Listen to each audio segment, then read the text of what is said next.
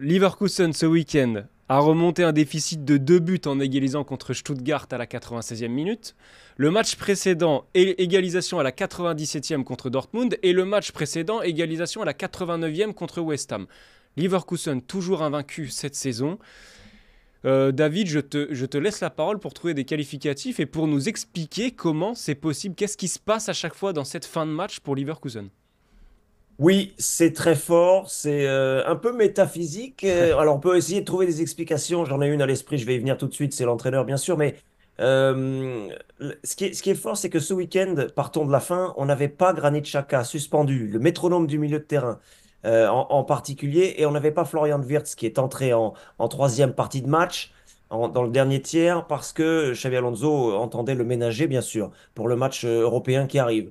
Donc, c'était quand même deux des principaux maillons de la chaîne Leverkusen qui n'était pas là et on n'a quasiment pas vu la différence. C'est ça qui est très très fort. Je ne sais pas quel est l'ingrédient dans la potion magique de Xavi Alonso sur sa stratégie, sur sa tactique, sur sa mise en place pour qu'on ne voit pas quand deux joueurs de ce calibre sont absents. Donc ça, c'est très très fort. Après, effectivement, quand arrive la 80e minute, il y a des chiffres, des statistiques qui ont été établis avec plusieurs dizaines de points et de buts marqué en fait à partir de la 80e minute, donc à 10 minutes de la fin.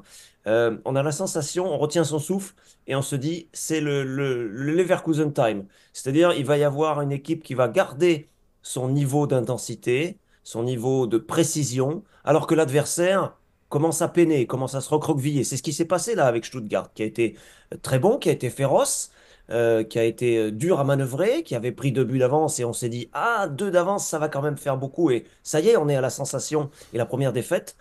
Et puis quand le Bayern arrive à réduire l'écart, là, on se dit, il va y avoir tous les épisodes passés qui vont remonter dans l'esprit des joueurs de Leverkusen, pardon, de Stuttgart. Et puis, c'était Stanisic qui avait marqué la semaine dernière de la tête un joueur défensif. C'est Robert Andrich qui est là pour faire les basses œuvres au milieu de terrain défensif aussi, qui marque là le but de la délivrance pour l'égalisation, qui a été vécu comme une victoire. Arthur, clairement, pour Leverkusen, 46 matchs sans défaite. L'impression maintenant, après ce match-là, encore plus qu'avant, que cette équipe est complètement indestructible cette saison. Les explications, on peine à les trouver. Il y a une espèce de magie, il y a une espèce de confiance. Il y a un joueur qui a dit récemment, peut-être que c'est ça qu'il faut garder à l'esprit.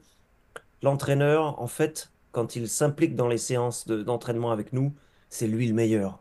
C'est lui le meilleur, donc Xabi Alonso est encore peut-être le joueur qui peut dire à chacun comment faire, quel geste faire, où se placer, comment faire une passe précise. Et j'ai l'impression qu'il a emmené derrière lui tout ce collectif dans lequel, rappelons-le, il n'y a pas de très grandes stars. Ça aussi, c'est probablement une clé de cette réussite.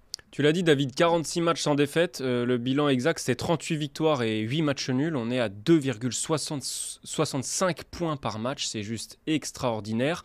Alors, certes, Leverkusen ne joue que la Ligue Europa. Mais est-ce qu'avec ce bilan, est-ce qu'avec ce que tu nous racontes, avec les contenus qu'on voit, on peut affirmer que Leverkusen est la meilleure équipe d'Europe cette saison? Oui, c'est la sensation que j'avais depuis cet hiver. J'ai eu l'occasion de le tweeter par-ci par-là sur des formules un peu hâtives et résumées, mais c'est la sensation qu'on avait et elle se vérifie. Euh, Là, il y avait quand même des échéances compliquées. Stuttgart, bah, c'est la deuxième sensation de la saison en championnat, donc c'est une équipe qui veut aussi aller chercher la petite marche au-dessus. Peut-être aller titiller le Bayern. Maintenant, ce sera difficile. En championnat, ils sont troisième et le Bayern deuxième. Et Leverkusen, ben, la sensation, encore une fois, qu'il y a toujours une solution. Quand ça n'est pas Boniface, l'attaquant qui avait brillé en début de saison en attaque, Patrick Schick a retrouvé un niveau correct. Si Patrick Schick ne marque pas, le Marocain Amin Adli autour de lui fait des différences. Les milieux de terrain offensifs, Frimpong à droite, Grimaldo à gauche, ont fait des étincelles aussi. Ouais. Et puis en défense, tout le monde a hissé son niveau. Sur le continent africain, on est bouche bée devant l'Ivoirien Kosunu et devant le Burkinabé Tapsoba. Jonathan Tah a monté aussi son niveau, qui fait qu'il disputera l'Euro avec Nagelsmann et l'équipe d'Allemagne, c'est sûr. Un très bon Radetzky, gardien expérimenté dans les buts.